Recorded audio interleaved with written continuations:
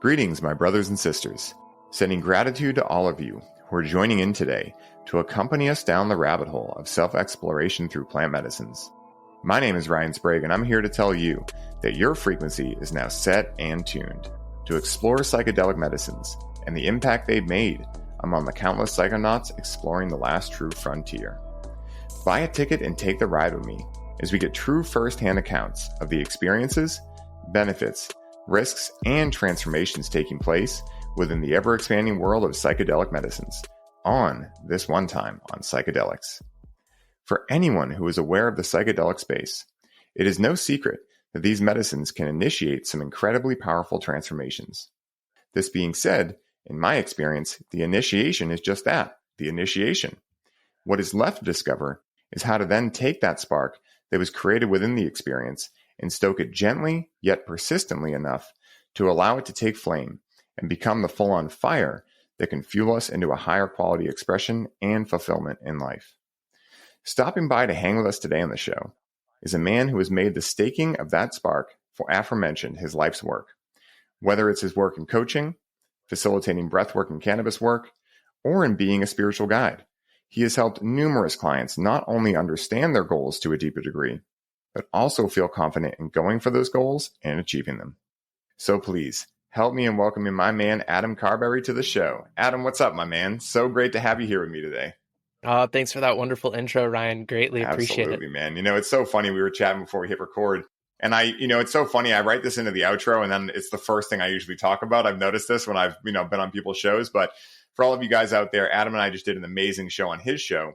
And when we met, dude, it was immediately just like, oh, I got to get you on here. We flowed so effortlessly for the time that we did that first part. And we're actually doing a double header today as well. And so I get a lot of time with you today, man. I feel very fortunate and grateful. Me as well. It's funny because, like we touched on in my podcast, like I don't consume cannabis on a regular basis anymore. It's very ceremonial for me. And I felt fucking high after we got done doing that podcast, like legit felt like I just took the biggest spliff of sativa and was just like, I felt it the next day. It was such a great conversation. And you touched on it so well. Like immediately when you and I first talked with each other, like we had some brief interactions on Instagram, just setting all of this up. But like when we got on the microphones, it was like, man, I feel like I've known you forever. And like, we can just really just tap into this energy and just start this flow of the conversation because like, we've lived fairly similar lives, even though the way that they look on the outside is very different. The culmination of what we've gone through within our lives to get to this point, I feel like is very kindred.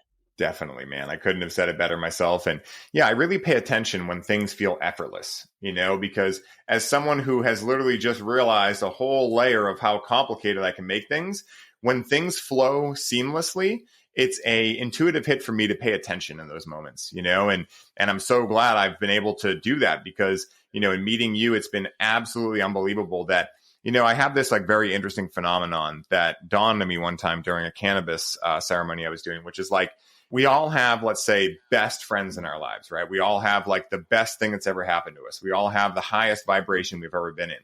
But how do we know that like, standardized look at what we've experienced is not about to be up-leveled in 5 minutes or a day or a month? Like we have no idea how much amazing stuff is waiting for us. And I think for me, for a long time, I focused on obviously the doom is gloom, right? Like, oh, how much worse can things get and these kind of things. And of course, right, abracadabra, with your word you create. So if you're putting that intention out to the universe, you're going to get and reap what you sow, right? And so it's amazing. And now be like tapping into like, meeting you, for instance, is a perfect example. Like, dude, I had no idea I could meet someone so similar to me. And like you said, like external paths may look different, but the internal state and what's actually transpired has been so similar. And, that brings me to where I like to start all of these episodes, which is, you mentioned that at this point in your life, you're not a daily cannabis user or a routine cannabis user. And I'm curious for you, like, how did you first get interested in cannabis, psychedelics, and the medicine space overall? What did that journey look like for you? Oh, okay. So we'll have to kind of rewind things.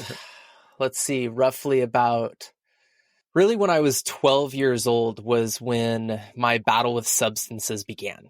I was diagnosed ADHD and bipolar, and I was put on medication, which was the common thing in the 90s. This would have been 1996, if memory is serving me correctly, somewhere around in that range. And, I know now I'm neither of those things. I have since gone through many different journeys, talked with many different psychologists and therapists and things like that, just in my own personal journey, as well as the coaching work that I do. And there's a woman named Dr. Elaine Aron who in the 90s started coming out with this research around highly sensitive people. And so these are people who have a nervous system that is tuned to a much finer degree. And I like cars, so I like to use the analogy of, the average person is like your standard Honda Accord. For the most part, it's reliable. It's going to get you from point A to point B. The highly sensitive person is like your Ferrari and Lamborghini. It needs extra attention. It needs special fuel. It needs special oil. They need special tires. They can't be driven as a daily driver for the most part. Otherwise, you're going to be spending a ton of money going to the shop all the time for general maintenance. This is what it is to be a highly sensitive person. We do have more refined senses typically. We can feel energy to a much greater degree. And so this was me throughout my whole life, but unknown to the general world that this thing even existed. So, hey, let's put this kid who is very hyperactive, who goes through major emotional swings into these boxes of ADHD and bipolar, when all that was really happening is I was tuning into my environment. I was tuning into the fact that my dad worked at a job that he absolutely hated, but did it because it paid the bills. And his way was to come home and hit the bottle. Some days that would mean that he was fun to be around. Other days it meant that he was not the greatest. And, he has now been sober for over 8 years along with myself. Like, I actually quit drinking alcohol at the same time he did, as out of support. Also, my body let me know that it just didn't really like it. It much preferred cannabis. So that's kind of the route that I continued going down. And so, I went through so many different cycles of trying to figure out who I am in this world. And being on medication didn't help. It just numbed everything that was me of being a highly sensitive person and being able to feel the energy in a room and the people that I'm around and be able to recognize, like, I don't know this person, but I can already tell I don't really like being around them just because of their energy. I don't know this person, but I really like being around them because of their energy. And so, it's just to touch back on when you and I jumped on the conversation of, like, immediately knew, like, and even just through Instagram, the way that you present yourself, the way that you present information, and the way that you talk, I knew that you and I were going to hit it off right away. And so when I was 15 years old, that was my first interaction with cannabis. And it was very off and on from that point. It was never really consistent until I was about 20 years old or so. I went on a vacation in Mexico and I ran out of my bipolar medication. And it was the clearest that I had been in 8 years of finally feeling the world to the truest extent that I could possibly feel it. And cannabis enhanced that. So that's when I completely dropped medication. I stopped taking everything and started truly diving into the research behind cannabis, which, at that time in the early 2000s, there was definitely a lot more than our parents had, but there still is not nearly as much as what there is today. And so at that point, when you got cannabis or weed at the time, from whoever, it was what it was. You didn't ask, was it a sativa or an indica? Is this Blue Dream or Alaska Thunderfuck? Like, you had no idea. So sometimes it would be really, really great for modulating my mood. Other times it would enhance anxiety. It would enhance stress. It would enhance paranoia. And that's when there were certain times, and sometimes it would just straight put me to sleep. And so then it was kind of like, okay, how can I utilize this plant, but dial it more in for what my needs are? And that's when I joined the medical system within Washington State at the time. I'm originally from Washington State in Virginia now. And so that's when I finally started getting more information on, okay, different strains and different phenotypes of each individual strain, and really just started diving in. And so I grew for myself. I grew for a couple of other cancer patients as well, and really started figuring things out. I only had a couple of friends who also grew, and they gave me some tips and tricks, but they were much more of the, I'm going to grow it with the synthetic nutrients, and I'm going to kind of just go by the generalized book on how to grow.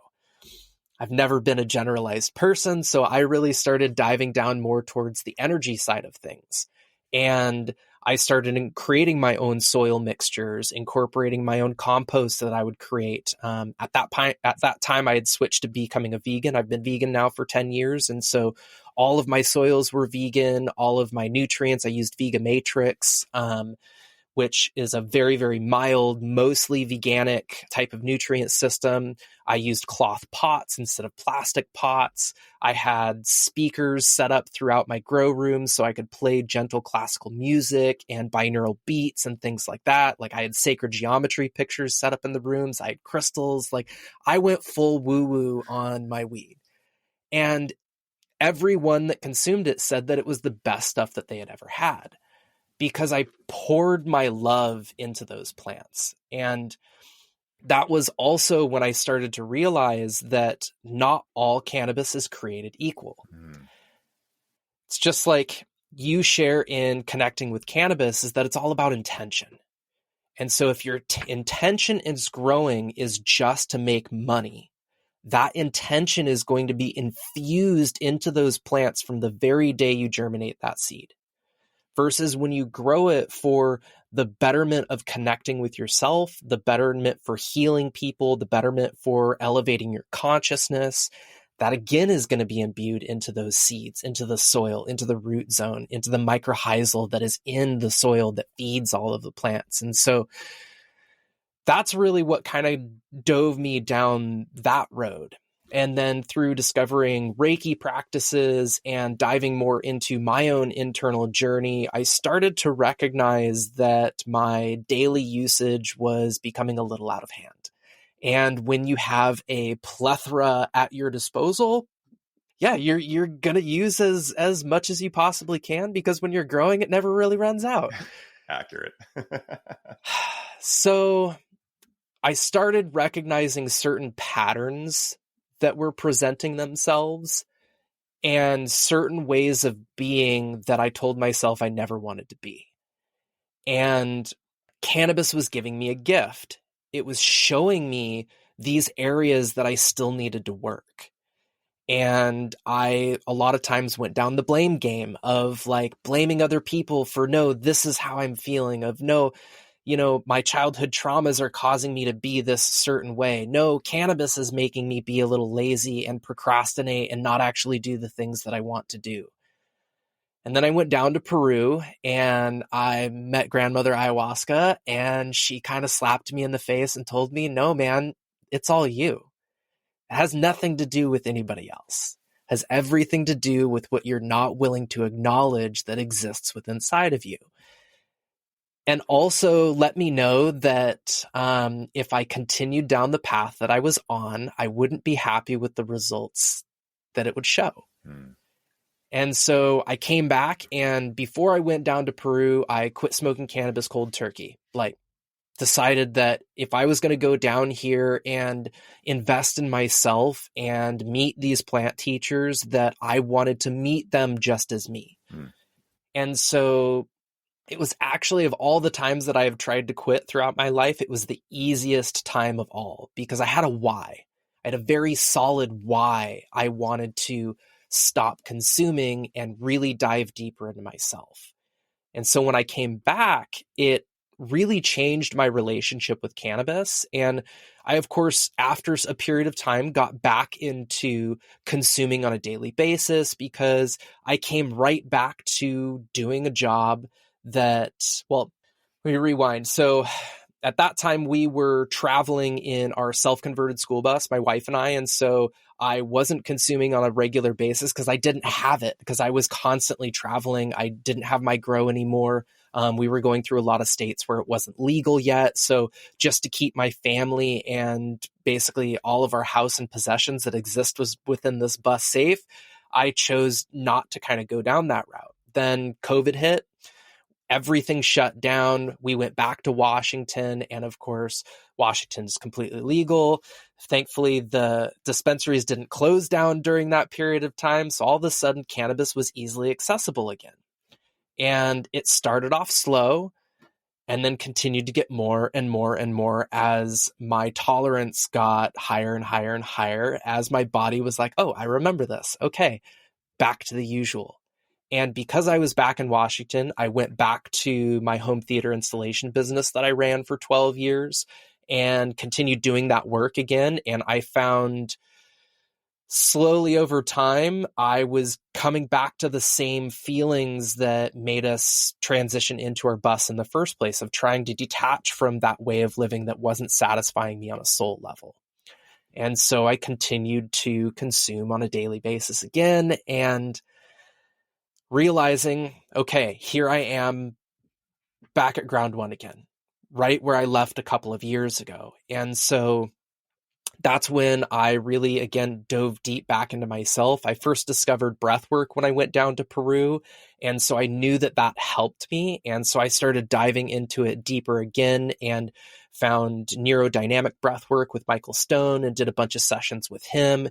And then I discovered somatic breathwork, founded by Stephen Jaggers and Fish Fisher. And that style of breathwork completely changed my life. And after the first session I did with them, I signed up for their online course to become a practitioner.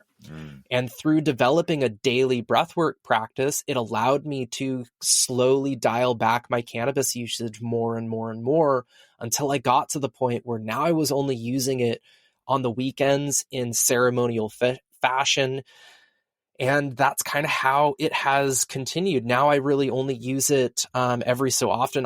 I'm where I'm at in Virginia. There aren't dispensaries around, and where I'm living, it's not as easy to consume. So I'm just not doing it. And what's interesting about it is that when you have had a long-term relationship with cannabis for a very long time, and then you go without for a very long time, you recognize truly where she helped you, but also where she allowed you to get comfortable in you doing things that you shouldn't have been doing.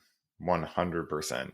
Dude, first of all, I want to call a similarity out that is really funny, dude. So there's so many similarities in there, but you used a car analogy, dude. So bro, I use a car analogy for almost everything, dude. And yours was cool. Like, I don't use that one, but I use, like, a lot of how I talk about, most people treat their bodies like a Honda Accord, right? It gets you from point A to point B. You don't really think much of it. Wait, there's oil change? Like, where there's other people that for one reason or another doesn't make us better or anything like that. We're just obsessed with the car, right?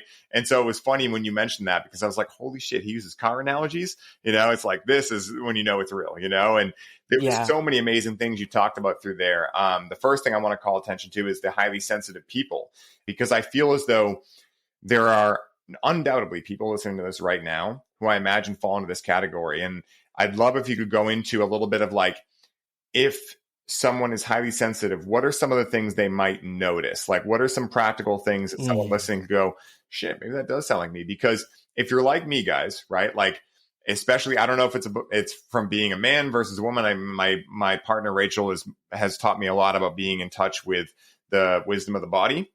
But, you know, like, you just go through life living and you think everyone lives that way because you're you, right? So there's not really a way to, like, figure these things out. And I think for a lot of people, like, they might hear highly sensitive people and they might go, oh, I just don't feel sensitive. And so they write it off, right? But what are some things, like, you know, because you were mentioning ADHD, these kind of things. So if you could go into that for a second, I think it'd be really cool. And I got a couple other things too, for sure.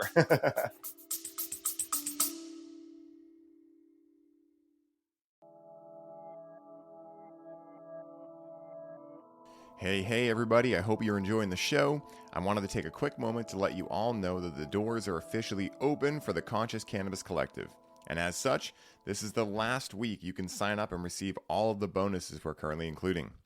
This is the last time I will be personally onboarding those of you who sign up with a complimentary one-on-one session. And you'll have the ability to get the Grow with Cannabis course for free during this limited time. For more info on how you can take advantage of this offer, head down to the show notes for this episode and secure your spot today, as we only have so many spots left and they are filling up quickly. Now back to the show.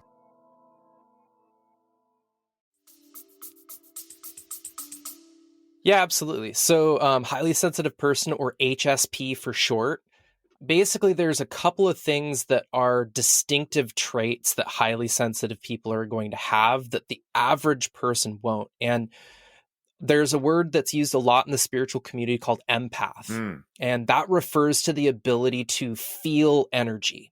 So you can sense the energy in a room. You can sense the energy of another person. You can sense the energy of a plant, or just like when you go out in nature, you just kind of feel the awareness of the place that you're in.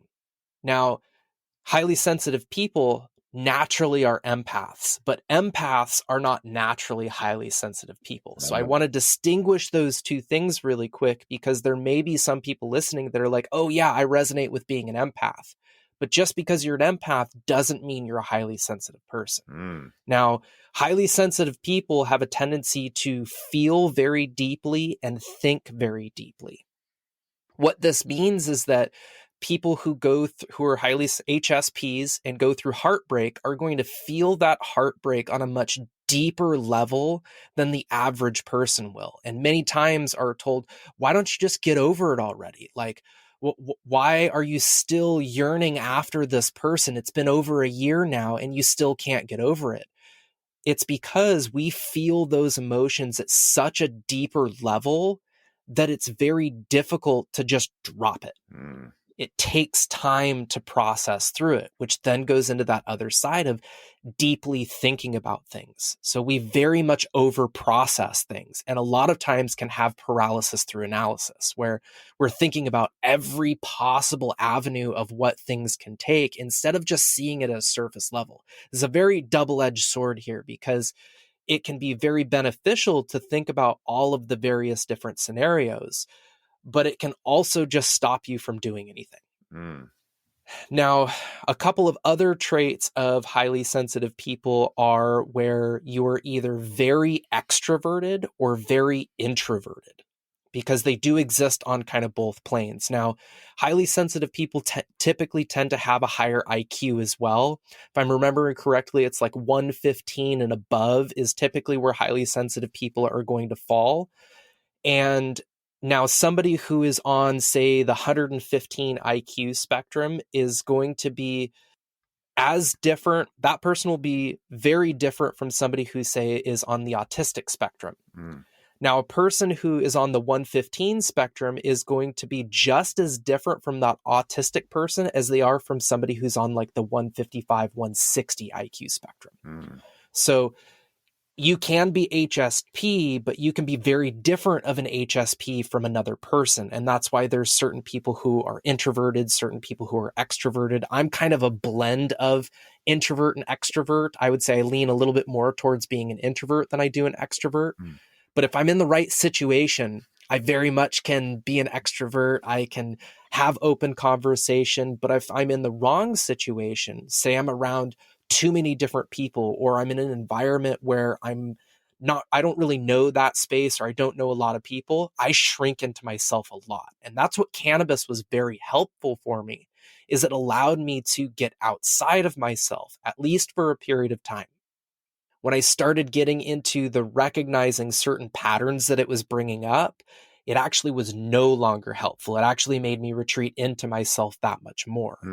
Now, one of the things that cannabis does help is it helps for HSPs to dial things back a little bit.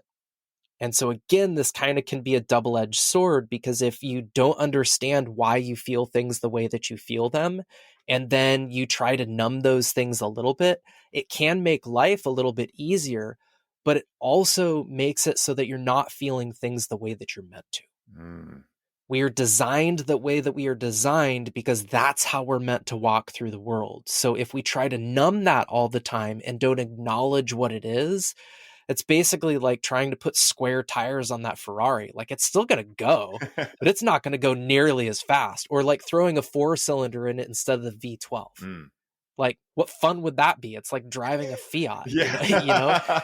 just because it looks like a Ferrari doesn't mean it still is a Ferrari. So that's where I started to recognize that, like, okay, daily usage for me isn't actually beneficial anymore, because in order for me to show up for my clients the way that I need to, that's what makes me such a good coach, is my intuition that I can tap into.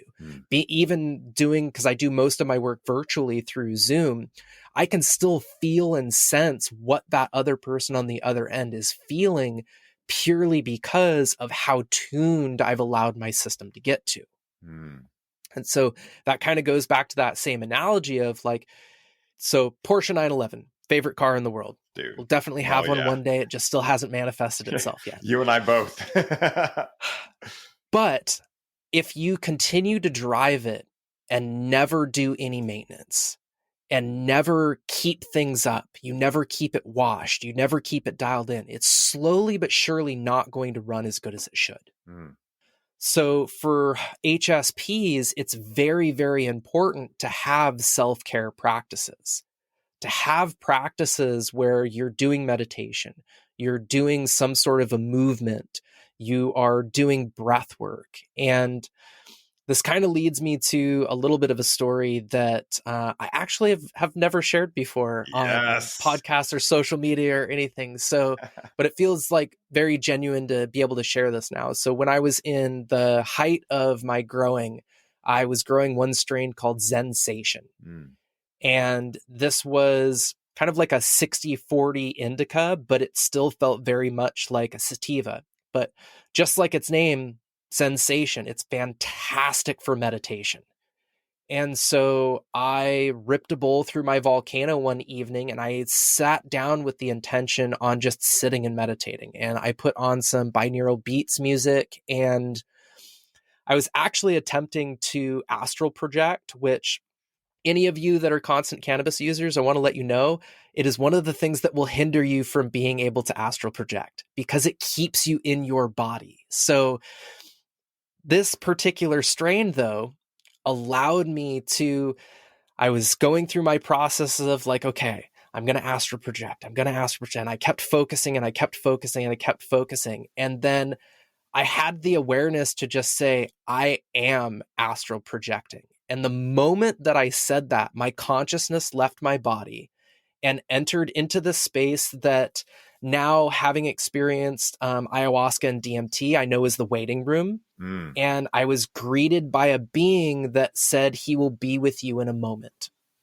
And I'm thinking to myself, like, okay, who is he? Where the fuck am I? Like, what is going on right now? Because up until this point, I'd never taken a high enough dosage of psychedelics to have an experience like this. So I had no idea or semblance of what was happening, but I recognized that like this is something very powerful and I need to pay attention to what's happening right now. And then I was greeted by a being, like, I'm not a very visual person, so I wasn't seeing these things, but I had these knowings within myself that, okay, I felt this presence. And all he said to me was, train the body, meditate, and believe. And kept repeating it over and over and over and over again until he recognized that it landed and I understood. And then he said, you understand? I said, yes. And then he said, farewell, traveler. And I came right back down into my body.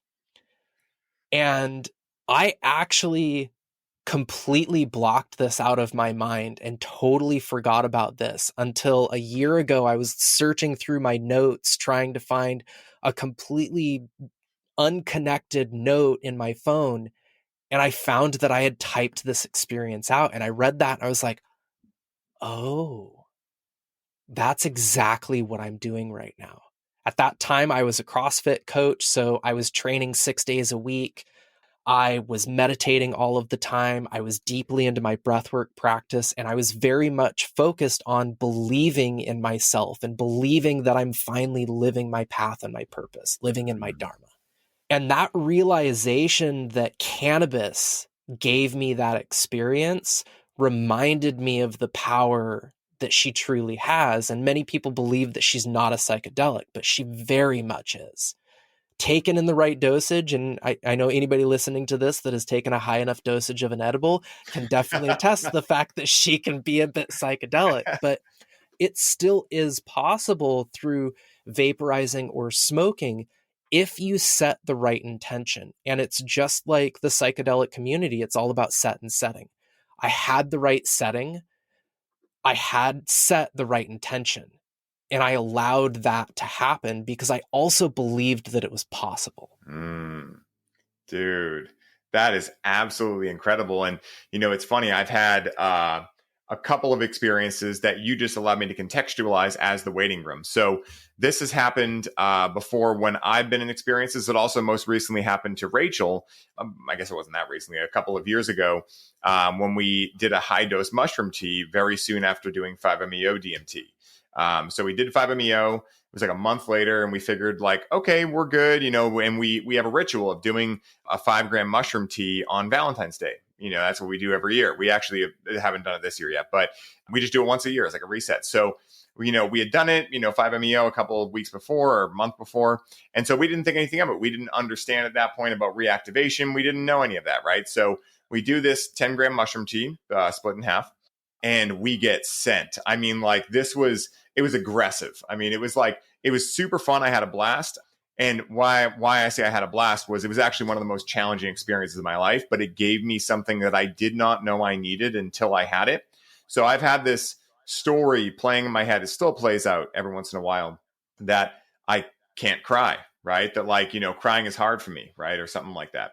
And it all happened right around when my dad died. I could feel it coming up, but there was something like a part of me that was unconscious, but conscious enough for me to realize something was happening that would just shove it down like immediately. Like it was almost like, I don't have an analogy for it, but it was like so unconscious that I couldn't even figure out like what part is doing it. Let me talk to that part. Let me figure out why it's doing that. It was just so quick. It seemed like an innate response. And so basically I go into this experience and immediately I start having this beautiful experience. Now, Rachel is next to me and I think that she's like totally like, she's sitting up in the bed. I'm laying down and I'm like just having a blast talking to the universe, just, having all these ideas pop through, all these things. I'm laughing.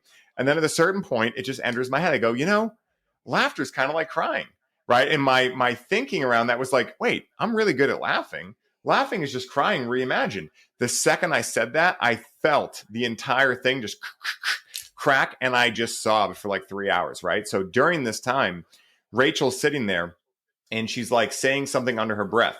Now, we had some frequency healing going. It wasn't super loud, but I couldn't understand what she was saying, and I wasn't really trying to. I thought she was like guiding me through this process, right? Like I thought, like, I'm like, oh my God, like my girlfriend is holding such amazing space right now. This is incredible. So I end up going through my experience. And when we are coming out of it, I'm like, Rachel, like, that was incredible. What you did. And she was like, what are you talking about? And I'm like, I mean, you held space for me and you like helped me crack through that layer and I was able to cry. And she's like, I don't remember any of that. And I was like, interesting. So after we started talking, she was mentioning that she essentially got stuck in the loop, right? I call it the loop, which is the waiting room, right? Where the same thing will recur over and over and over again. And you've actually allowed me to contextualize it now because at that point, both of us were going through like, we're small business owners. We had just started. We had a lot of imposter syndrome, things like that. And she had a lot of challenges coming up around that at the time. And so the mantra that kept repeating to her was let go and trust. You can have anything you want. Let go and trust. You can have anything you want. And, we've talked about this on episodes, me and her. And she's like, at first it was really cool. 4 hours later, when it was still happening, it was frustrating. But she's like, but now I realize it was because part of me was like, no, I don't want to believe it. So it was like, well, you're going to be stuck in this loop until you choose to believe it, So it's really interesting you bring that up because I've seen it happen also with my business partner, Alex, before. It's happened to me before. And I think if people don't understand that, that could definitely be something that could trigger like an overly challenging experience because they don't know how to contextualize it. And that's, again, why set and setting is so important because you don't get what you want, you get what you need, right? And oftentimes these plants, they're not just medicines, they're also teachers. And like we know from teachers, sometimes they got to give you a little bit of tough love in order to allow you to surrender and open up to reclaiming aspects of you and these kind of things that happen during these experiences. So it's really interesting you bring that up, man. And, one of the things I'll say is I've noticed that same thing with cannabis. with regards to astral travel, I found that for me, things that stimulate my mind can help with that. Like if I go for like something with terpinolene in it or limonene or even pinene. But what I found is that a lot of these newer strains, right, the ones that have been hybridized and have a lot of delta 9 THC, they're not as good. They're more dissociative, which is different. I mean, it's still useful, but it's different.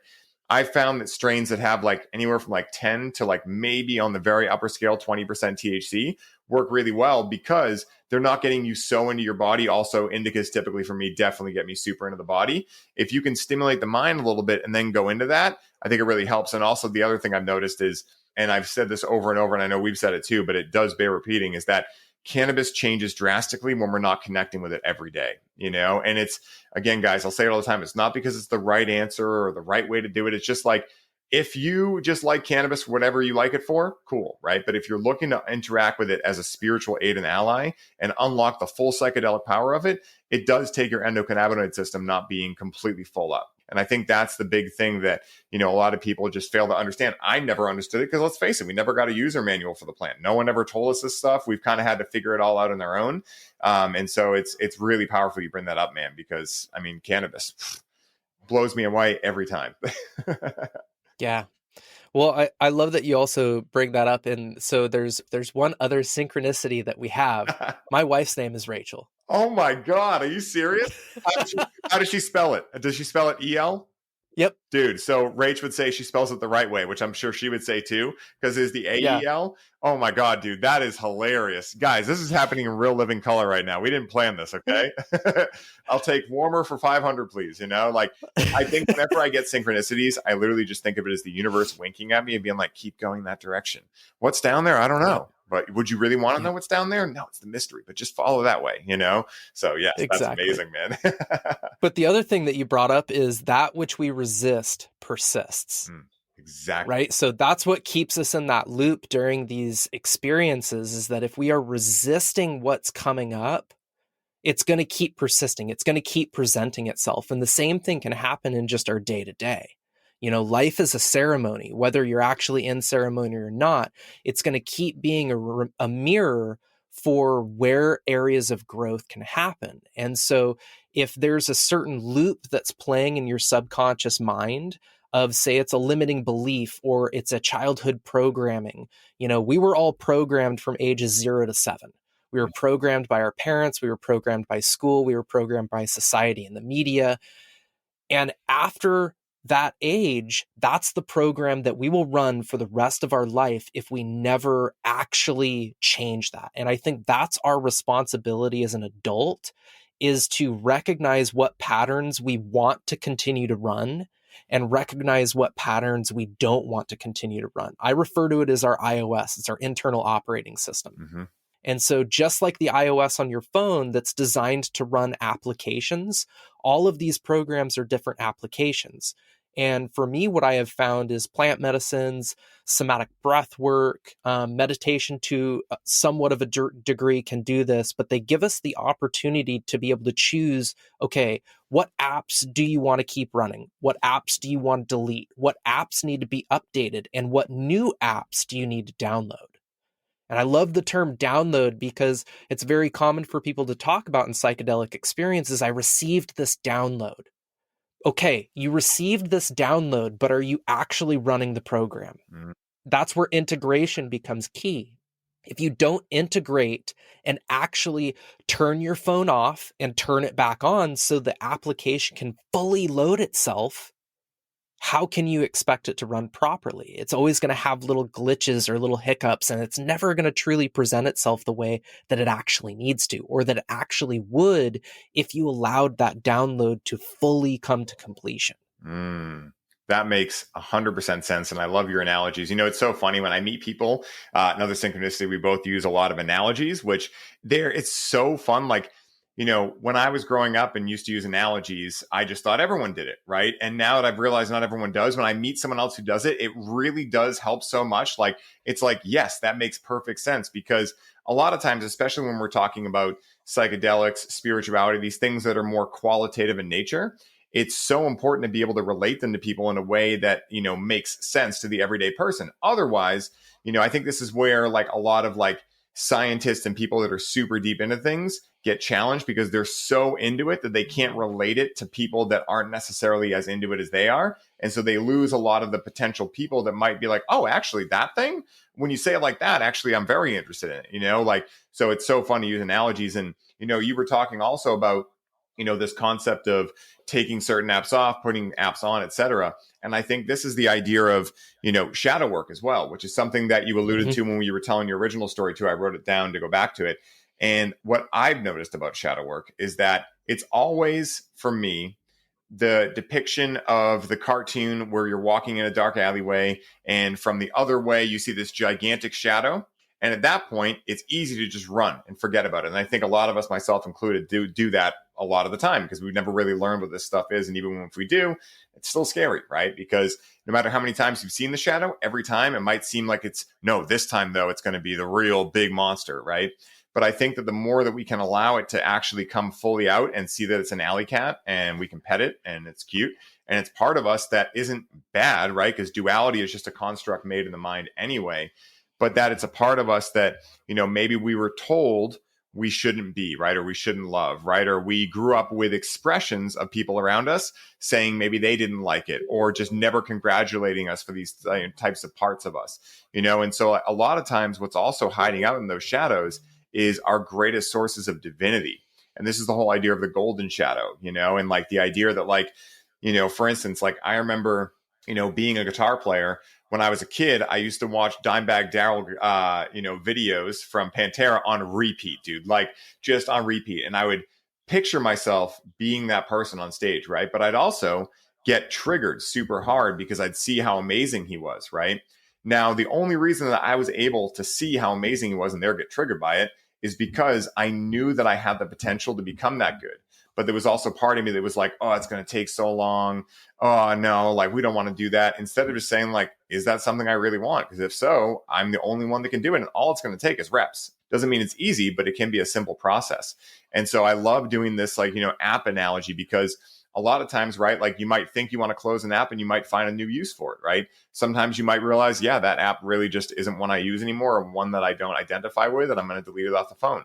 But no matter what you do with your apps, right, it matters in restarting the phone because otherwise, right, like if these things stay on all the time, they just get weird, like why is the ultimate fix for anything in life? Turn it off, turn it back on. But yet for us, we don't often think that. For me, I'll make it more personal. I don't think that, I say a lot, I have a much bigger on button than off button, which, again, like the middle way is the way, right? On buttons are great, off buttons are great. But if you only have one or the other, it's going to be slippery, So I'm glad you brought that up.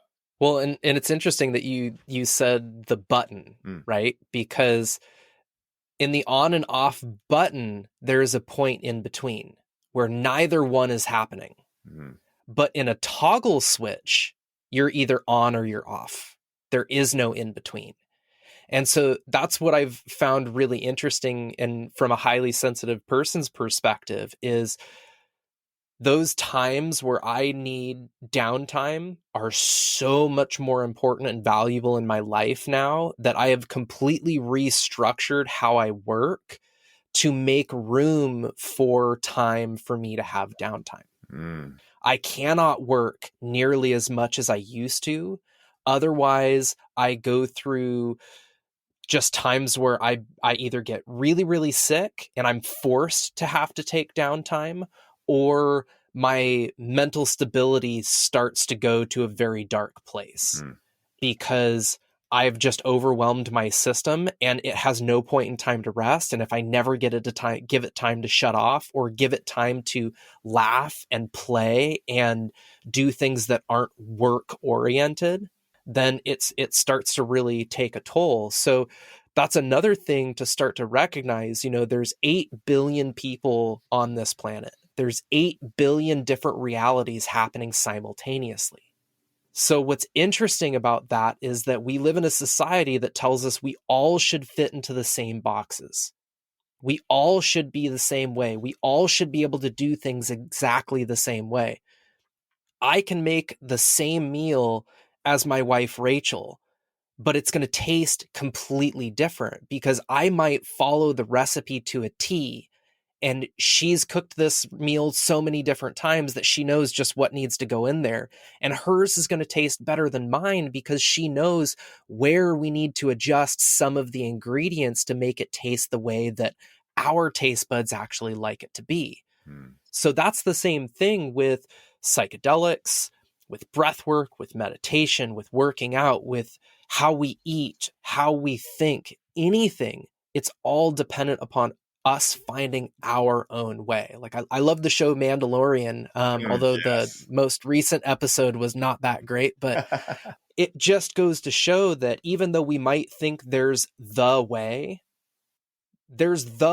for one person, and that way may not work for another person. The same way how one strain for me may not work for you, and one strain for you may not work for me. It's not that there's any right or wrong in that. It's just different. And we have to go through the trial and error process to figure out what works for us. Mm. A vegan diet works great for my body. It doesn't necessarily work great for somebody else. Mm.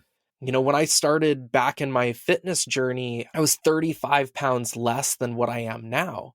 But I was able to gain 35 pounds of lean muscle all through just eating plants. And so many people at the CrossFit gym told me that wasn't possible.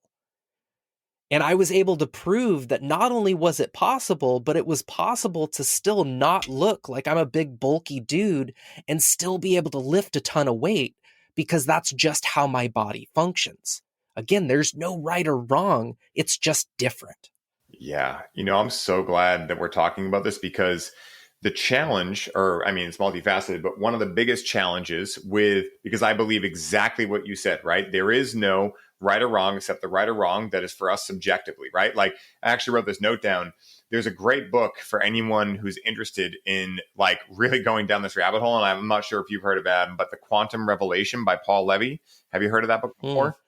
I haven't, but I will add it to my list. Dude, so one of the chapters, it made me laugh. Like, this guy is awesome. And quantum physics is like the bad boy of science. Like, it really is. It's just so fun. Like, they're like, we don't know. We have no idea, but that's why we're doing it, right? It's kind of like the wild, wild west of science. And he has this chapter called The Objective Reality Hangover. And so like, he's talking about how, like, exactly where you were just speaking to, right? Which is that we all are experiencing a different aspect of life, right? Like, we're all on our own journey, yet like the objectiveness is that we are, right? Like, I am is the really only objective truth that there is in the world, right? That we exist right now, right? But at the end of the day, what he was talking about is that with the world the way it is right now, with marketing the way it is, all these things, everyone's saying, this is the thing you need. Look at all these other people that have benefited from it. And it's not that necessarily those people are, have ill intent or anything like that, right? They fully believe that thing is going to help, hopefully, as many people as possible. But at the end of the day, it's important for us to wield the power of discernment. And I feel like this is one of the best things that you can learn in this lifetime, right? Because again, nothing is right or wrong except what is right or wrong for you, right? So I have people all the time, and I'm sure you do too, right? When I talk about cannabis, one of my core values is the middle way, right? Which is like, maybe it's good, maybe it's not good, right? Medicine can be a poison very easily, right? Water, essential to life. If you drink 2 gallons and try to drink 2 gallons in under an hour, you're going to drown yourself, right? So nothing is inherently right or wrong or good or bad, but can we allow ourselves to tune in to not just our 5 senses, but also our psychic senses, clairsenses, spiritual senses, to be able, and especially like highly sensitive people, right? Like, are able to do this to a deeper degree, but also they feel a lot more of it, the challenges around it as well. Can we tune into these things and say, hey, you know what? Yeah, maybe that thing's good for me today, but yeah, I'm not going to do it tomorrow. Not necessarily because I'm going to create a structure for myself, but because I've tried it and I just find that it works better for me like this. Like, for instance, I'm not going to eat ice cream that has dairy in it. But if I go to a place that has raw dairy, and I understand that it's like, when I go down to Virginia, for instance, right? Raw dairy, I know that I can see the cows it was made from. I know how they're being fed. Like, okay, I'm going to try it. And then I'll try it. And if it works well for me, I'll go, oh, cool. I'll remember that next time I have a craving for that, right? And so like at the end of the day, but it's also taken me a long time to realize that the craving of like my soul being like, it'd be fun to eat an ice cream cone versus the craving of like, oh my God, I had a challenging day and I don't want to think about it. So let me just do whatever I can and numb it out, whether it be pornography, cannabis, nicotine, alcohol, bad food. I mean, you name it, right? It could be anything. That's been an interesting dichotomy that I've had to, again, wield the power of discernment to be able to really understand where that's coming from. And so I'm really glad you brought that up too, because I think it's the ultimate superpower for living in the modern day, discernment. Yeah. And that's also not to say that, like, if you're a daily smoker and that's what works for you, fucking do it. Like, Yeah. there's nobody that says that's not okay if you're still a functioning individual, if you're still paying your bills, if you're still doing good at your job and in your relationships, and all the rest of your life is good. I think what's important to distinguish here, though, is, at least for my own journey, I realized that by me consuming every day was my way of not feeling what I needed to feel. Mm-hmm. And that was the important thing that I needed to recognize. And I started having to ask myself of, okay, why am I actually consuming on a regular basis? It's because I really don't actually want to do the deep shadow work that I need to do. Mm-hmm. And breathwork presented me with the tool necessary to be able to do that deep shadow work in a gentle way, not always super gentle. There have been some very challenging sessions that I have had, and I don't want people to look at breathwork as like it's the end all be all. I'm currently in a new certification course called the Compassion Key that is a much more gentle tool that absolutely anybody can do. So there's no contraindications like there are with breath work. So people who have like epilepsy and heart disease and things like that can't do breath work. It causes too much pressure in the system that it's potentially going to risk having some symptoms or some negative things starting to happen. Mm-hmm. So again, this is starting to recognize that everybody is a little bit different. And one tool, again, bringing analogies into the case here, of sometimes you need to use a screwdriver and a hammer is not going to work. The same way, sometimes you need a hammer because a screwdriver isn't going to work. If you need to break down a wall, you're not going to do it with a screwdriver or a drill. You're going to use a sledgehammer to do that. Mm-hmm. The same way of if you need to take off something very intricate, you're going to use the proper tool to be able to do that, and you're not just going to smash it with a hammer. So discernment truly is key and paramount, in my opinion, to being able to yield the results that you're truly looking for. And to kind of dive back to shadow work here, is in the shamanic realms, it's believed that we have to go down before we can go up. We have to go through the darkness in order to find the light. Mm-hmm. Exactly. It's really funny you mentioned that, because one of my favorite quotes that Paul Chek says a lot is, "No tree's branches can reach to heaven if its roots don't reach to hell." And it's like that beautiful Alex Gray painting of the tree of life, where the roots are down in all the flames and all the challenges, right? But the branches are up in heaven. And again, it's the yin to the yang, right? It's the black and white. It's the two becoming one by being able to actually go into both aspects of that. Because it's just like, I'm probably going to get the Bible quote wrong, but the basis of it is, I do all these things. I am both, basically. I don't know the exact quote offhand, but it's talked about everywhere and in every ancient text and everything. But I think that in the modern day world, I know one of the challenges that I faced was that I was reading all of these things and thinking that I understood them because I read them. And yes, in a certain way, I could articulate them and I could intellectualize them. But intellectualizing and articulating are different than experiencing. And so, like, I think it's really important to have these experiences ourselves to be able to discern, like, yeah, is it breathwork that helps me? Is it a more gentle approach? Is it this? Is it that? But being able to stay curious, and being able to go into these things, because like you were saying, the exact reason that you gave for realizing you were dependent on cannabis was the exact same reason for me. I wanted to keep myself. I mean, it's not that I wanted to, but a part of me wanted to victimize myself by staying at a job that I didn't like and then complaining about it and complaining about why my life wasn't the way that I wanted it to be. And in that moment, when I interacted with MDMA and I had that realization, it was the exact same thing. It was like, listen, man, there's no one here to point a finger at except yourself. No one's keeping you at this job.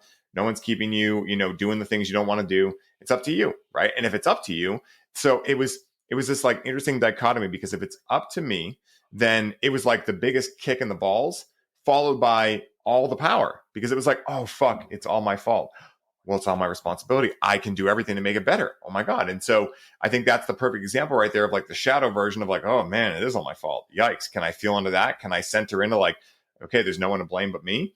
But then also, what does that open up for? Well, if it's me that caused this, I'm the fix for it as well, you know? And so being able to have that dichotomy experience is really powerful. And at the end of the day, what I choose to believe is we're all here to live epic lives, you know, and we also come down here with certain side quests and main quests and things like that. And I found that there's a great amount of stuff that happens as a result of technology and all these incredible things, but there's also a big pull right now, and myself included, and I know a lot of other people, I imagine yourself too, that are looking to integrate the ancient ways, you know, and being able to, again, make this yin and yang, right? Like it's not one's better than the other, any of these things. It's that they both are equal parts of the same whole, right? Or two sides of the same coin. So I'm really glad you brought that up too.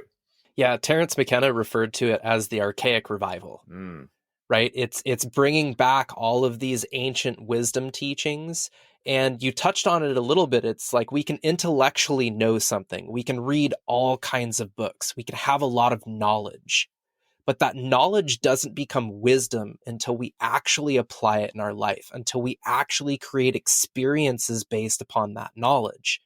And then through those experiences, we gain more knowledge, and then we have more experience, and we continue gaining more and more wisdom throughout our lives. You know, it's just like a lot of people who look at hiring a person.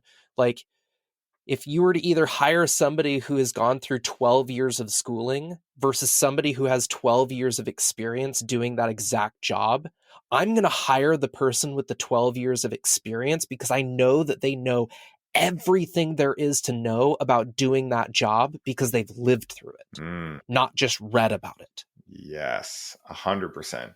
I so agree with that. And I think that's one of the big challenges. This would be a whole side quest right here, but I think it's one of the big challenges with schooling, right? Because we think that when we leave school, we're now ready to go do it. And then we have to go gain experience to actually understand, like, well, how can I apply all of what I learned into real life? I think that's really important to understand because without that, you know, you're going to end up, like Paul Chek says, with a PhD piled higher and deeper, you know? And so it's a really funny thing to realize that, like, yeah, like education is fantastic, but life is not an observation sport. You know, you actually got to go live it and hopefully fully send it. Yeah, absolutely. And to go back on the topic of cannabis, you know, you brought up terpenes. And if we read in a book of what the research says that each individual terpene should do, that's still very generalized because until we experience each of those terpenes in a certain percentage within a plant, again, one terpene may have one effect to me and a completely different effect to you because our endocannabinoid systems are programmed differently. Exactly. And so that's why I have found, and this is something that we'll dive into the part 2 of my podcast here after this, of like, how do you discern when working with other people of like, I know what works really well for me. I know for the most part, I lean towards sativa strains because that's what works. I've slowly continued to dabble more into some indica strains and found that, oh, well, some indica strains actually feel like a sativa now because they have been such, you know, cross hybridized throughout the years now. I don't think that there's really any strains that are pure one or the other anymore, unless, of course, you can find some seeds from way back when. But how do you start to discern what actually is going to be right for each individual person? Or do you present everybody with, this is what I have found that works for me, but it is up to you to test and test and test and test and test to see what actually works for you? Like, I don't really mess with edibles anymore. I know for a fact they're either not going to do anything for me or they're going to put me to sleep. Yep. There's no in between for me anymore. So if I'm going to do it, I'm going to vaporize because I know that's the healthiest way that I can consume it into my body. I still will smoke the occasional joint because who doesn't like a good healthy joint, especially when it's shared around a good group of people? But it's only been through having a 16-year relationship of trying so many different ways to recognize what works for me and what doesn't work for me. Absolutely. You know, what you said there is both parts of ultimately what I do when I work with people. So the first part is that, like, this is a perfect example, right? So I learned all of this stuff about terpenes. And when I worked at the dispensary, I had like case studies every day of being able to just do my own little research on this stuff. Like, people saying like, what are terpenes? So I would, explain it to them. They'd be like, oh, okay, I want to try something with this. So I'd give them something with that. And they'd be like, oh, this didn't actually do what I thought it would do. So after a while, I started adding in this step where I was like, hey, why don't, before I even tell you the names of these strains, especially before I tell you how much THC is in there, because then you're going to be like, that one, because it's the best bang for my buck, right? What if I just have you smell these 10 different jars and understand that the nose knows, right? Like, if you like a scent of something, it typically means that's going to interact with you in a positive manner. If you don't like the scent of something, doesn't mean it's a hard no, but it means that most likely, like, that's not going to be the best one for you right now. But again, I can tell you that, like, over the course of the 16 years I've been connecting with the plant, what I've liked has changed, right? The same way that they say that you're a different person every 7 years. I like a lot of foods that I never liked when I was a kid, right? So I think these things change based on, just like people, right? People come into our lives for a reason, a season, or a lifetime. And I think with cannabis, like, I used to be a much more sativa typically guy, right? Terpinolene, limonene, pinene. I still like those things. But what I realized was that overall, these days, the biggest lesson I can receive from cannabis is the reminder of how to relax. I'm fortunate. I'm a mental projector in human design. The only three centers I have defined are my throat, my third eye, and my crown. So I'm getting ideas all the time. My intellect, I think when you were mentioning highly sensitive people, my intellect definitely feels like that. It goes extremely fast, but it also burns a lot of energy in doing that and figuring out all these different possibilities. But I don't need much stimulation there. If I'm going on a bike ride or something and I want to connect with a little bit of sativa, great. But mostly, I like to get away from that, and actually watch it work and do its thing and be like, okay, where am I leaking energy? How can I, like, wrangle this wild stallion that is the intellect, right? So that it's not just blowing energy out everywhere, but I can go, hey, this is the mission. Go focus on that. And they talk about that in Kabbalah a lot, and also the mystery school. They say, a whole lot of life, and this is obvious to anyone who does meditating or anything, is to be able to control the mind and tell the mind what to focus on, tell the mind what to go run into. It's kind of like training a dog, right? And not to downplay it. I mean, obviously it's much different, but in an analogy way, it's kind of like especially like a hunting dog, right? Like, when that dog's a puppy, it's going to be trying to go after everything. But if you want it to go after a duck, let's say, right, you're going to have to train it to do that. But when you do, that dog's going to be able to help you a lot. And it's also going to deepen your relationship with that dog because now you have a specific thing you're doing with it. And so I think the mind works very similar, at least it has in my experience. And it's been really interesting to be able to see that just come to fruition and be able to, like, actually focus on that. And so again, man, like, I'm so glad you brought these things up, because for a lot of people with cannabis, like, they kind of be like, I'm really interested to learn the science. And I'm like, listen, the science is awesome, but I want to make sure you're having experiences, because the science is no good if you haven't contextualized it. So, like, for instance, someone might say, for instance, like, oh, the science says you shouldn't be an everyday cannabis user. Well, at the same time, are you currently diagnosed with cancer? You might want to think that over before you stop cannabis, right? If you're having cancer treatments. And so there's always these intricacies that you're not going to know if you just read the science, but you will learn through experience. And so, yeah, man, that's exactly accurate. And Adam, I mean, this has been amazing, dude. Like, I feel like we need to do at least a part 2, potentially a part 3 and 4 as well. We could riff all day, man, but I want to make sure I give you an opportunity to tell the people where they can find you, connect with you. We're going to link it all in the show notes, but I like the people stating it out as well. So where can people find you and get in touch with you?